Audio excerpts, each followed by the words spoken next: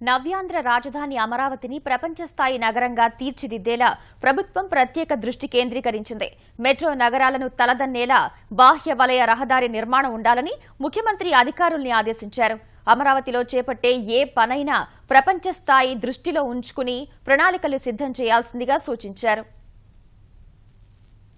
ముఖ్యమంత్రి చంద్రబాబు నాయుడు పూర్తిస్థాయిలో వెలగపూడి సచివాలయం నుంచే పరిపాలన ప్రారంభించారు. తన కార్యాలయంలో తొలి సమీక్షను అమరావతి నిర్మాణంపైనే నిర్వహించారు. భవిష్యత్ అవసరాలను దృష్టిలో ఉంచుకుని దశలవారీగా మౌలిక వసతులు కల్పించాలని సూచించారు. మొత్తం 445 కిలోమీటర్ల పొడవున అమరావతి చుట్టూ నిర్మించనున్న వలయ రహదారులకు సంబంధించిన ప్రతిపాదనలు కొలిక్కి వచ్చాయి. వీటిని బాహ్య, అంతర, ప్రాంతీయ రహదారులుగా పిలవనున్నారు. 25 కిలోమీటర్ల పరిధిలో 150 కిలోమీటర్ల పొడవైన బాహ్య వలయ రహదారి, 15 కిలోమీటర్ల పరిధిలో 94.5 కిలోమీటర్ల పొడవైన అంతరవలయ రహదారులు నిర్మించనున్నారు. 34 కిలోమీటర్ల పరిధిలో 210 కిలోమీటర్ల పొడవైన ప్రాంతీయ వలయ రహదారి నిర్మాణం కానుంది.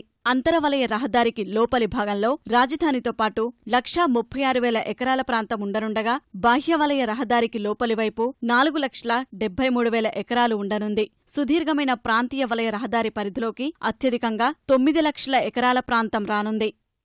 అంతరవలయ రహదారి నిర్మాణం పూర్తయితే రాజధాని నుంచి గన్నవరం విమానాశ్రయానికి చేరుకోవడం మరింత సులభమవుతుంది.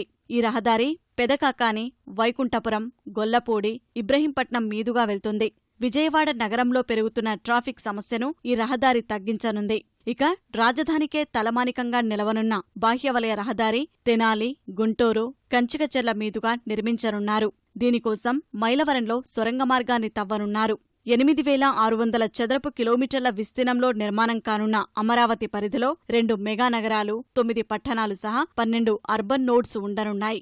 5 జాతీయ రహదారులు, 10 రాష్ట్ర రహదారులు, 5 రైల్వే జంక్షన్లు, 4 జాతీయ జలమార్గాలు, 2 ప్రత్యేక రవాణా కారిడార్లు, లాజిస్టిక్ హబ్స్, పార్కులు, హైస్పీడ్ రైల్ కారిడార్ అమరావతి పరిధిలోకి రానున్నాయి.